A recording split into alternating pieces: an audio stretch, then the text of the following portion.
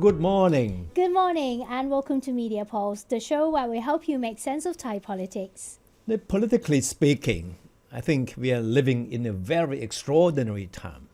Yeah. The coalition government of Prime Minister Anutin Charnvirakul has been sworn in, but ironically, the countdown to its demise began on the very day that the government assumed office. It's because Prime Minister Anutin has reaffirmed his commitment to have the House dissolved within 4 months.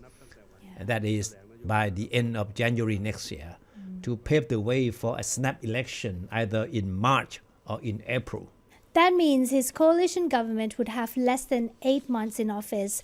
Dissolving the House that soon is a commitment his Thepchai Thai party made in a pact with the People's Party in exchange for its parliamentary support. And yes, the People's Party, which is the country's biggest political party, has endorsed Anutin as Prime Minister, but it will stay in the opposition. It is already something unprecedented, isn't it? I mean, even by Thai political standards, a party supporting the leader of another party as a prime minister without demanding any political spoils in return. The key figures of the People's Party have made it clear that the party is no friend of Anutin and will be relentless in holding his government accountable from day one. They were simply saying that we voted for you to become Prime Minister, but don't count on our support in the House. We're not your friend. You'll be alone. And what is even more ironic is the position being taken by the Thai party of former Prime Minister Patchimanon. The party has declared that it will act as independent opposition in the House, meaning that it will have nothing to do with the People's Party. This is also something unheard of, independent opposition. Yeah, so the country's two biggest parties will go their own way in playing the role of the opposition. I mean, again, this is something unprecedented. Traditionally, all opposition parties would band together to keep check on the executive branch. But this is probably the first time that there is such disunity among the opposition parties. And of course, this is a result of a long history of bad blood between the two parties. Now, how this will play out will be clear when Prime Minister Anutin presents his government's policy statement to the House. We can expect the subsequent House debate next week on the policy statement to resemble a no-confidence debate. And that is very normal. A lot of times, or most of the times anyway, the debate on government policy statement always end up being looking like a no confidence debate. They're going to vote against the government. It's very fierce, isn't it? Yeah. And it would not be a surprise if Thai party and the People's Party will try to outdo each other to demonstrate who does a better job in holding the Anutin government accountable, right?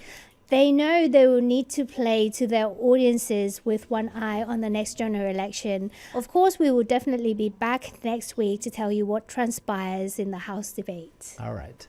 The border conflict between Thailand and Cambodia is far from over.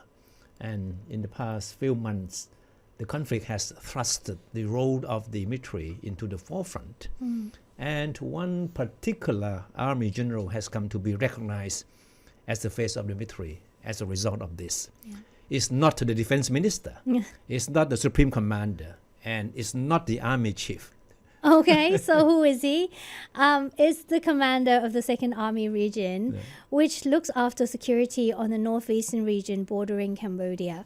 Let's have a look at these video clips and you will know what we mean.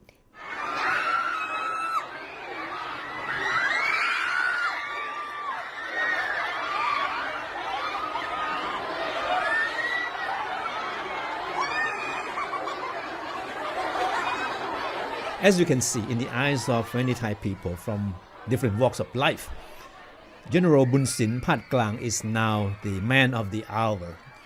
It's all a result of his handling of the conflict with Cambodia, which at one point grew up into skirmishes between the armed forces of the two countries.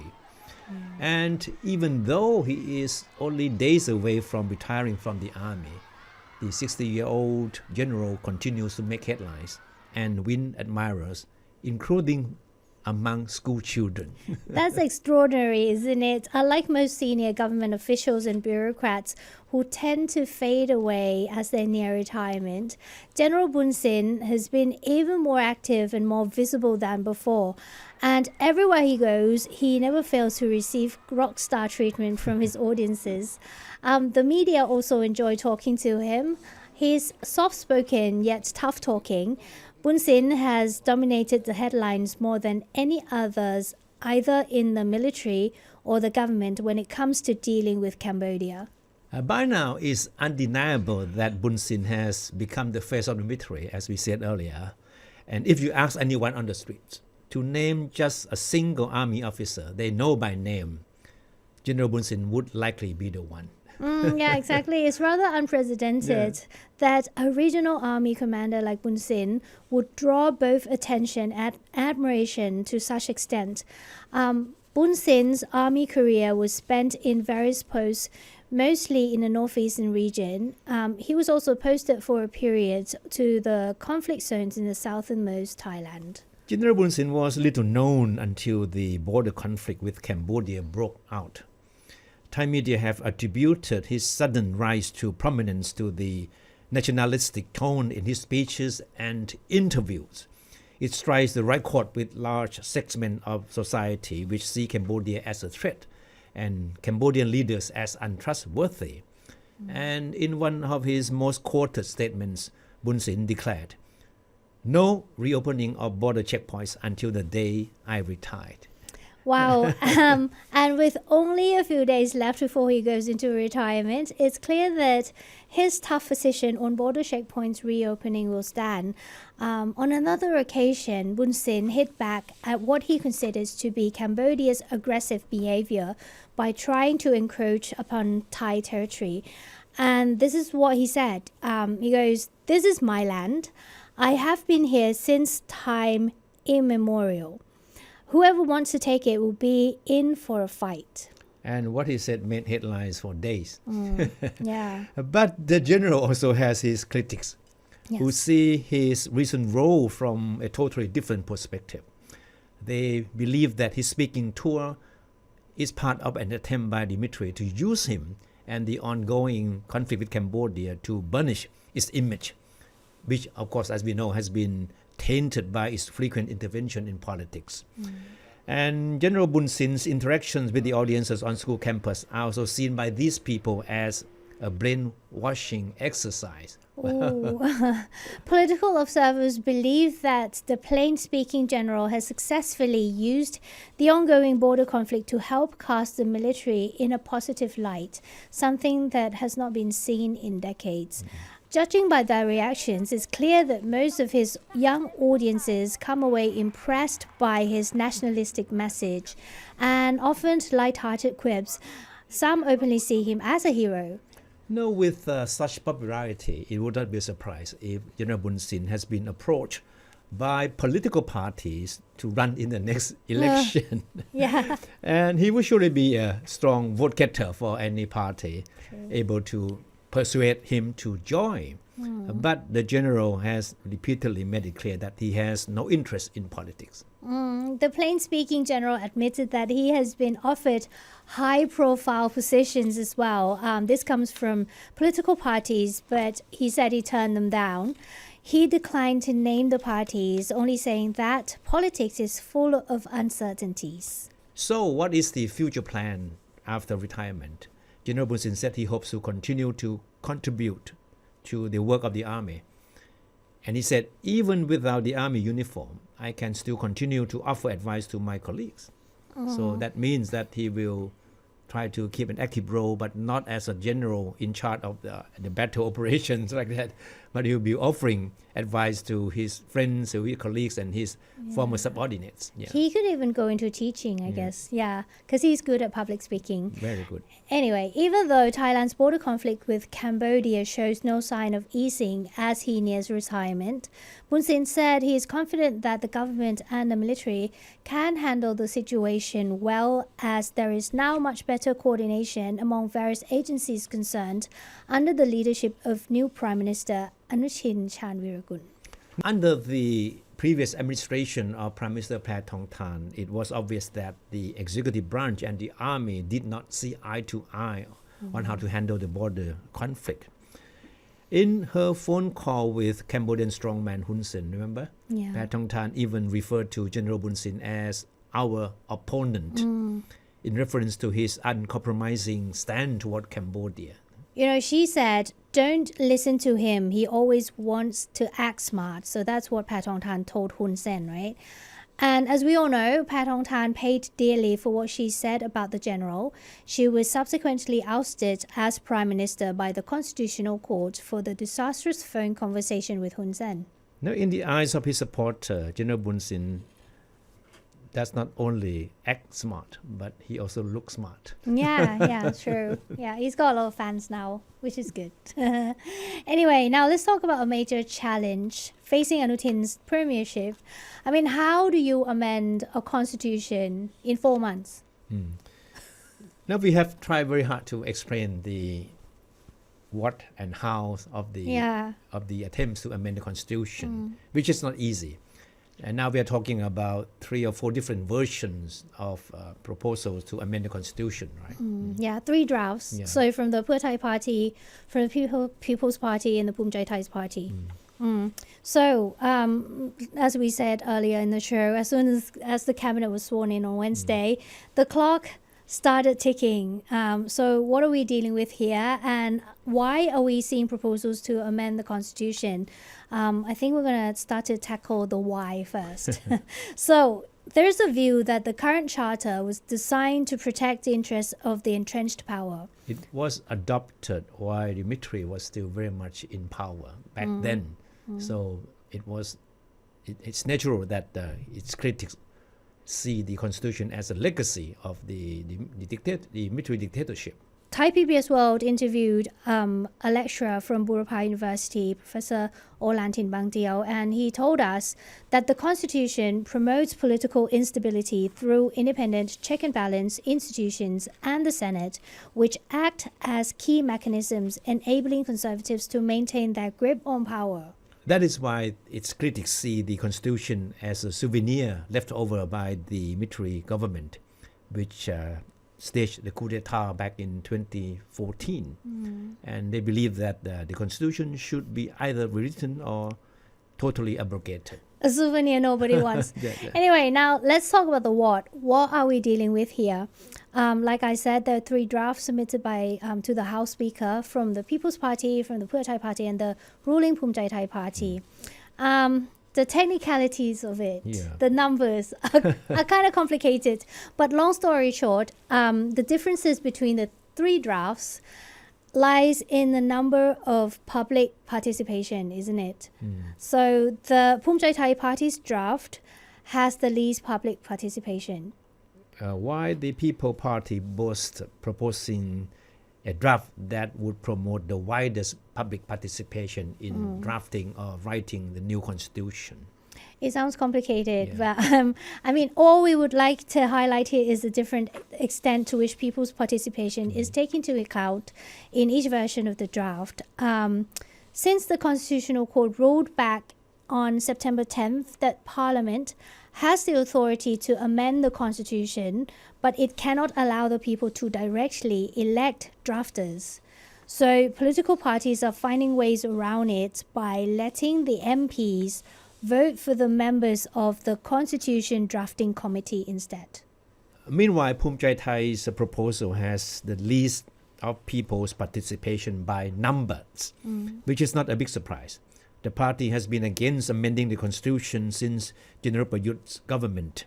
Don't forget that Thai was part of Prayut government many years back, right? Yeah. And it has always been against amending the constitution until very recently. Yeah, that's true. Its MP even, remember, they walked out of the chamber during the Patongtan government when the House was voting on whether or not to appoint a constitution drafting committee. I mean, the stance is very different now as they have a deal with the People's Party. And this deal with the People's Party also sets the time frame for the constitution amendment referenda, that they must be done no later than the next general election. Of course, all the 3 drafts will be submitted to the House, right? But one big challenge is how each of them will get support from the Senate. Because constitutionally speaking, any constitutional amendment needs to be endorsed by at least 1/3 of senators. And the big question is who is in control of the Senate now. Okay, yeah, that's interesting. Thai media call the people behind the current Senate the Blue House, The blue. which is the color of a certain political party. But there is still a possibility that the Thai people would go to the poll comes next March, voting in the general elections as well as the referendum. Oh, yeah, okay. Let's see what will happen then. Yeah. All right. Okay, now let's return to the topic we talked about briefly last week. Back then, we talked about the likelihood of former Prime Minister Abhisit Vejjajiva returning to retake the helm of the Democrat Party. And as days go by, we have been hearing growing cry from members and supporters of the country's oldest party for Abhisit to do what they believe no other person can do. That is to salvage the party. Okay. As we all know, the party has been in steep decline and is facing a rather grim prospect in the next general election. Veteran politician Thepchai resigned as it leader 2 weeks ago for health reasons, and it plunged the party into disarray. And the party has scheduled an election for new leadership for October 18th. And so far, nobody has come forward to contest for the party's top post. But many have been rallying around Abhisit, who has yet to make up his mind whether or not he wants to return to the party. And most of the Democrat veterans that we have talked to agree that Abhisit is the only person who can turn the party around with his charisma, and they believe to be continuing wide public support that he is still getting. Abhisit is currently 61 and he served as the Prime Minister from 2008 to 2011. He led the Democrats from 2005 until he resigned following the party's poor performance in the 2019 general election. He left the party in 2023 after it elected Thepchai as leader amid his concern that the party was deviating from its political ideology. And under Thepchai and the new leadership, the party later joined the government led by the Thai party, once the Democrats Party's erstwhile nemesis. Abhisit may have been politically inactive, but he still make headlines once in a while with his political comments, and he also has been a frequent speaker at domestic and international forums on political and international affairs issues. And a key figure of the Democrat Party just admitted this week that he had met Abhisit to try to persuade him to return to the party. And that person was Chaichana Decho, who is an acting deputy leader of the Democrat Party, who said he believed that the former Prime Minister, that is Abhisit, is the only person who can salvage the party from its current crisis. There's a quote. He said, "Besides Abhisit, I don't see anyone who is more qualified to lead the Democrat Party at this juncture." This is from Chaichana, who is a former assistant public health minister as well. So in his meeting with Abhisit, he said he assured the former Prime Minister that there are many Democrat MPs and members who want him to return to lead the party. And he said they also discussed how the party should attract a new generation of politicians and win back party members who had left out of frustration with his political direction. Chaichana has certainly been working hard to try to convince Abhisit to return to the party. He also pointed to a recent opinion poll that shows Abhisit has strong public support for him to return to contest for the party leadership. But Chaichana declined to say whether Abhisit was committed to returning to the party. You better ask him. Talks are still ongoing. That's what Chaichana said. Well, in the eyes of another former Democrat, Sachit Wong-Nong-Tei, the party has come to a crossroad that would decide its future. He said the party faces the choice of either resigning itself to becoming just another fringe political party or striving to reclaim its former glory. Now, as it is today, the Democrat is already a pale shadow of its old self. It now has only 25 MPs in the House, a sharp contrast to 160 MPs it had when Abhisit was party leader back in 2007.